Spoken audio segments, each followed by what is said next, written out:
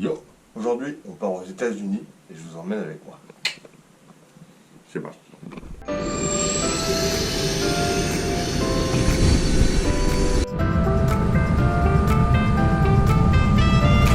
Hold on to the handle. 为了您的安全，请您握紧扶手。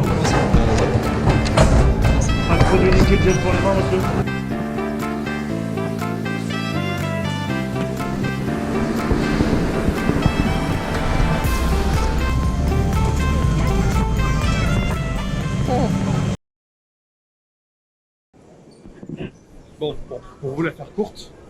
Ok, pause. Ici la voix de Gabriel, celle qui va essayer de faire en sorte que ce que Gabriel dit soit clair, parce que, oh mon dieu, sur la totalité des rushs que vous allez voir, il y a des phrases, on comprend rien. Donc, je serai la petite voix qui, de temps en temps, passera par-dessus pour que vous compreniez correctement ce que je dis. Et donc, bienvenue dans ce vlog aux États-Unis. En l'occurrence, ici j'explique avec 1000 fois trop de mots que je viens aux États-Unis pour 10 jours. Je passe 5 jours seul et 5 jours avec ma famille. Je viens d'arriver à Washington et je dois aller jusqu'à mon Airbnb.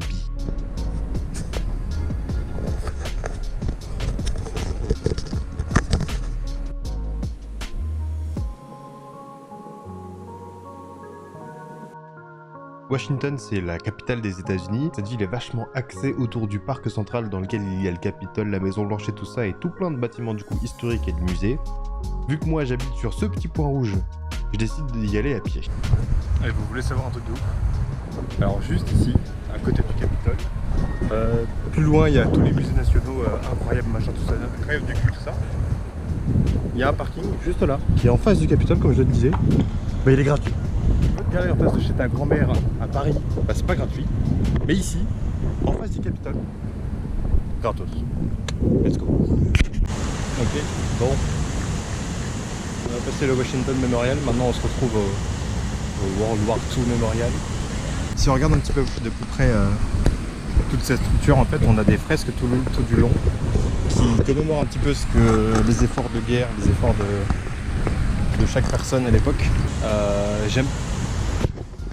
J'aime ce genre d'endroit parce que ça raconte une partie de l'histoire et on en apprend des trucs, mais la plupart du temps j'ai l'impression que les gens sont pas forcément dans le bon parce qu'ils se mettent devant une structure et ils font un giga selfie avec un giga smiley, avec un giga sourire, pardon. Qu'est-ce que je disais sur les gens qui comprennent pas? Il y a une meuf qui vient de passer et qui a mis sa main sur la tête du soldat, tête de bite. Touche pas, putain. Ça m'énerve, ça m'énerve. Ça m'énerve, il m'énerve. Enfin bref, on peut voir effectivement. On a des soldats américains qui sautent d'un avion pour aller faire la guerre pendant la Seconde Guerre mondiale. Les débarquements probablement en Normandie. Bon, tout à l'heure j'ai dit que c'était quand même un truc de fou le nombre de personnes qui faisaient du sport autour de ces parcs. Mais en fait j'étais loin du compte parce que depuis j'ai croisé des gens qui jouaient au baseball mais au pied, donc au foot baseball, bref je sais pas comment ça s'appelle. Et juste là, un petit peu plus loin, alors j'ai pas croisé des gens, j'ai croisé plein d'équipes, attention. Juste là, un parc entier de gens qui jouent au volleyball. Et juste après le volleyball, il y a des gens qui jouent au foot. Ça ne s'arrête donc jamais. Non, j'ai jamais vu autant de gens bodybuildés. Je suis venu aux États-Unis pour me refaire un ego et voir un monde de gros dans lequel personne ne bouge. C'est quoi ça? Je me suis trompé de pays. Faut que j'aille au pays des sumo la prochaine fois. Ce sera mieux.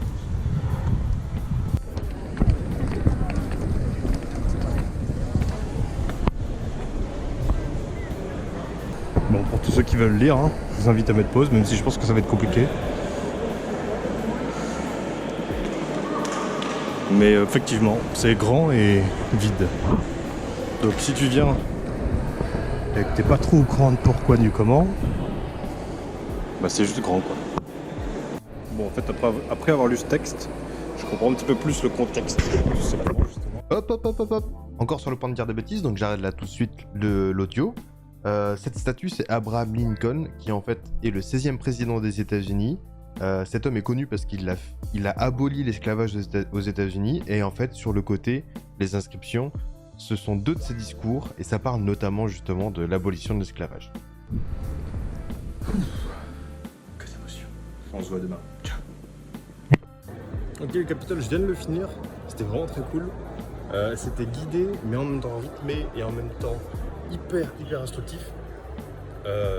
J'ai pas forcément eu le temps de prendre des vidéos à l'intérieur ni des photos. J'ai quand même réussi à en prendre quelques images, mais je vous mettrai un montage de tout ça. C'était vraiment cool à faire. J'ai appris plein de trucs. Et puis en vrai, c'était plutôt joli. Bon, étant donné que c'est gratuit, on va faire un petit tour au musée de l'histoire naturelle. J'ai l'impression que tout est gratuit, donc on fera un tour partout de toute façon. C'est parti. C'est si grand, il y a un peu d'informations partout. En vrai, je pique quelques questions qui m'intéressent et puis je vais les voir, mais c'est trop cool, il y a des trucs partout. Alors là, pour le coup par exemple, là je suis sur la Twilight Zone. Alors je sais pas si vous allez voir les informations dans le bon sens parce que du coup je suis en selfie, mais bon, bref. En gros la Twilight Zone c'est l'endroit où les poissons entre 200 et 1000 mètres vivent, sauf que il y a tellement peu à bouffer que toutes les nuits ces poissons ils remontent jusqu'à la surface pour pouvoir bouffer un petit coup, prendre n'importe quoi et ensuite ils redescendent. Donc c'est ce qu'on appelle, enfin c'est ce qui est en fait la plus grosse migration quotidienne qu'il existe sur Terre. C'est fou, n'est-ce pas Jamy? Sur la planète Terre à un moment, attendez hop, un événement volcanique qui a tout brûlé. C'est des volcans en fait en Sibérie qui sont déclenchés pendant des dizaines de milliers d'années et qui ont du coup libéré un gaz hyper toxique et qui du coup au final a tué énormément d'espèces. Sauf que le problème c'est que le gaz qui a été libéré à l'époque est le même gaz qu'on libère aujourd'hui à travers les usines et tout le travail en chaîne que l'humain fait actuellement. Let's go! Ça c'est cool ça. Bon, je viens de finir. Le musée d'histoire naturelle de Washington, il est gigantesque, il est génial, il est trop bien. Simplement que il y a beaucoup d'informations. Mais c'était quand même lourd en vrai, c'est trop bien. Je vais continuer à me balader du coup et essayer de trouver un autre musée à faire vite fait parce qu'il est déjà 16h30, 17h. Sauf que tout ferme très tôt ici donc je vais me bouger. Allez, c'est parti. Yeah.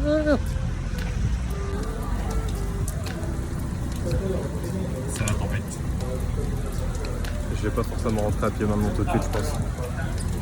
Parce qu'il y a de l'orage et tout. Catastrophe. Ah.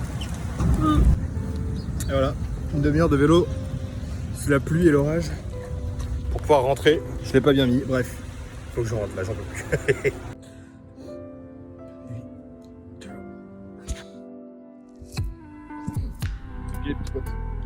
C'est parti, aujourd'hui il est déjà 10h, j'ai un peu traîné parce que j'ai encore mal chargé la GoPro cette nuit. Je pense qu'elle avait un mode activé et bref, elle s'est déchargée. C'est notre dernière journée à Washington. Je pense qu'on va faire un petit tour au musée d'espionnage. Ouais, pourquoi pas. Attends, je suis parti de mauvais côté, putain. Fuck. Parti, je suis content. Bonne journée. Ya.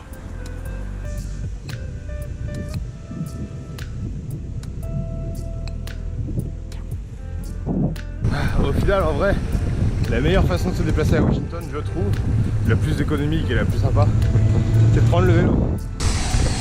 Toutes les maisons sont uniques. Vu que sur la route, il y a la place pour se garer, tout le monde se gare sur le côté de la route. Sauf que une voiture fait la largeur d'une maison. Donc c'est marrant. C'est pas forcément le plus efficace, mais c'est marrant. Chaque maison est unique. Chaque maison a son style. C'est joli à voir. Bon, me revoilà les amis. On est au musée national de l'histoire américaine. En fait, au final, avec tout ce que je suis en train de lire, j'ai un peu l'impression que les Français, ils avaient le seum. Parce que pour vous remettre le contexte, les Anglais et les Français ont fait la guerre pour avoir le plus de territoire possible aux États-Unis. Sauf que les Anglais ont gagné. Les Anglais ont fait n'importe quoi parce qu'ils ont trop taxé, ils ont mis trop de flics, etc. Aïe, dommage, ça partait bien. Bon, en gros, là, j'exprime juste l'idée que les Anglais ont trop oppressé les Américains et que donc ça a mené à la guerre d'indépendance. Et du coup, il y a eu la Révolution. Et pendant la Révolution, juste après la guerre que les Français ont perdu, les Français ont décidé d'aider le peuple local, d'aider les Américains à se battre pour leur liberté. C'est beau. Et nous voilà au musée de l'espionnage. Ah, je me demande si ça va être marrant ou si ça va être full sérieux. On verra. Je suis donc au milieu du musée de l'espionnage. C'est assez marrant parce qu'on m'a donné une identité secrète avec un pass, un code et tout ça. Je sais pas exactement quand est-ce que ça aura un impact sur la visite du musée, mais c'est plutôt cool parce qu'il y a des objets, il y a des exemples, il y a des illustrations, il y a des films. Il y a aussi l'importance de la femme dans l'espionnage à un certain moment, bref. Et je suis que dans la première salle. Bon, par contre, il y a un truc, c'est que juste là, ils parlent un petit peu d'agent double. Et leur troisième exemple, c'est Severus Rogue dans Harry Potter. Et ça m'a rappelé des vilains souvenirs. Voilà, à tout à l'heure. Bon, il y a tellement d'activités dans le coin qu'au final, on en apprend sur comment ça fonctionne quand tu es un espion, mais comment ça fonctionne aussi quand tu es un analyste. On a eu des anecdotes sur comment est-ce qu'ils ont réussi à retrouver Ben Laden, parce que moi, j'avais pas forcément. Bref, en vrai, c'est stylé, c'est stylé. Au final, Washington, c'était une belle ville. En vrai, j'ai beaucoup aimé la visiter. Par contre, il faut avoir une certaine patience parce que c'est quasiment et uniquement des musées à visiter avec des choses à apprendre, des choses à lire, etc. Regardez, tiens, un petit spot mignon, là, je me balade vite fait. Et du coup, j'ai kiffé parce qu'au final, tous les musées étaient gratuits sauf le musée de l'espionnage que j'ai fait en dernier. Il y a plein d'autres musées que j'ai pas fait, le musée de la Bible et tout ça par exemple. Le musée de l'air et de l'espace était fermé alors que ça m'aurait intéressé, mais bon bref, tout ça, c'était quand même bien cool. Bon, je suis sur le port de Baltimore là, du coup je me balade un petit peu. J'ai qu'une seule après-midi donc je vais faire les trucs qui m'intéressent le plus et on va rentrer dans un petit... Comment ça s'appelle déjà ? Merde. Sous-marin. Et en fait, le téléphone, à la place de fonctionner justement à l'énergie électrique, il fonctionnait à l'énergie sonore. Ça veut dire que quand tu parlais à travers un téléphone, le son de ta voix, les ondes de ta voix faisaient vibrer un diaphragme qui créait du courant électrique. Donc il y avait quand même de l'électricité, mais c'était pas généré par une batterie. Et en allant jusqu'à l'autre téléphone qui du coup devait recevoir le message, le processus était inversé et du coup on recevait le message. Oui, il a réussi à expliquer quelque chose, let's go. Wow. C'est fou. C'est fou, c'est fou. On continue. J'ai tout lu ? Pas du tout, j'ai pas tout lu. Attendez, on y retourne. Moi je vous dis que si t'es dans un sous-marin privé du coup d'air renouvelable et que tu lâches une énorme caisse, Ça doit puer pendant longtemps, non ? Bon, en fait, vu que tout ferme, vu qu'on est aux États-Unis et que tout ferme à 16h là, et que j'ai pas envie de rentrer à Airbnb à 16h alors que je suis arrivé ici, il était 14h, enfin 16h, 13h, bref, on s'en fiche. Ouais, je vais aller à l'aquarium. Hein. C'est $40. Ouais. Bon, je sors de l'aquarium là du coup. En vrai, je suis un peu triste que tout ferme aussitôt parce que j'aurais bien voulu faire autre chose. Et j'avoue que moi, un aquarium, une fois que j'en ai fait un bien, quelque part, j'ai à chaque fois l'impression de faire la même. Et peut-être que je vais rentrer me poser. Demain, je pars. En fonction, en plus, peut-être que j'aurai le temps de visiter des trucs demain matin avant de partir. On verra. Je vais peut-être profiter un petit peu du port et puis rentrer. Hein.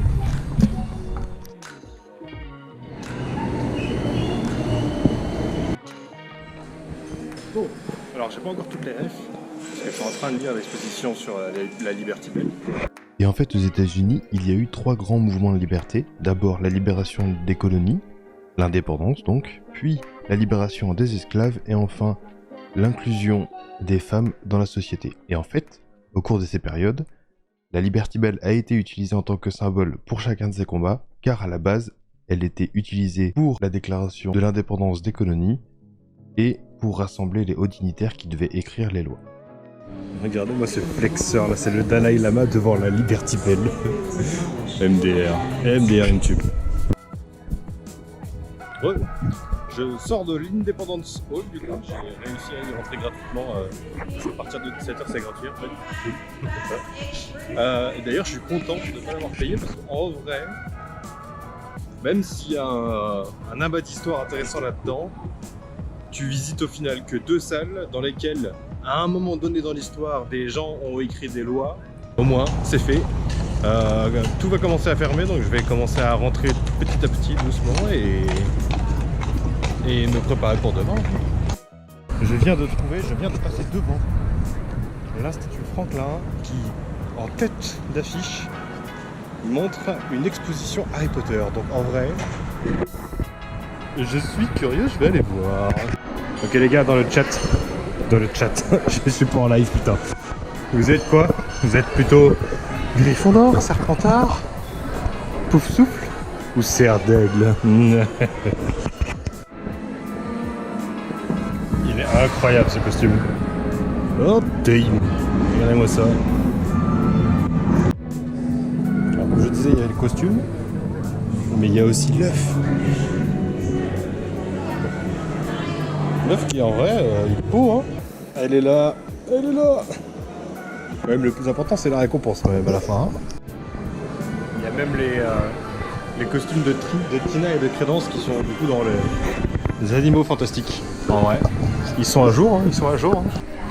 Celle-là, elle est cool. Je continue. Oh, il y a les costumes de Lord Voldemort. J'ai dit son prénom, j'aurais pas dû, je vais mourir là. Ici, on est sur les derniers Harry Potter, sur les costumes des derniers Harry Potter. Derrière moi, on a une activité, comme je pourrais dire, où ils se battent. Donc vraiment, ils se battent, ils vont s'entretuer. Je viens de sortir de l'exposition d'Harry Potter. C'était très très cool. Je suis bien content de l'avoir fait. Cependant, ça coûtait un peu cher. C'est quand même, juste pour faire un petit résumé, Philadelphia, j'ai bien aimé, même si je pense que j'aurais pu rester un jour de plus. J'ai pas eu le temps de tout faire. C'est assez mignon, c'est sympa de se balader dedans. Il y a de grandes zones avec plein de magasins. Il y a un parc aussi que je suis en train d'aller voir. Il y a quelques musées qui sont cool. Donc en vrai, Philadelphia, c'était sympa. Voilà, c'était juste pour vous faire mes derniers retours avec mes derniers pourcents de batterie. Bon, à partir de là, les amis, j'étais en famille avec mes parents pendant 5 jours à New York, donc j'ai simplement décidé de filmer et de pas parler. Donc je vous mets un petit montage, je vous laisse jusqu'à la fin de la vidéo, profitez bien.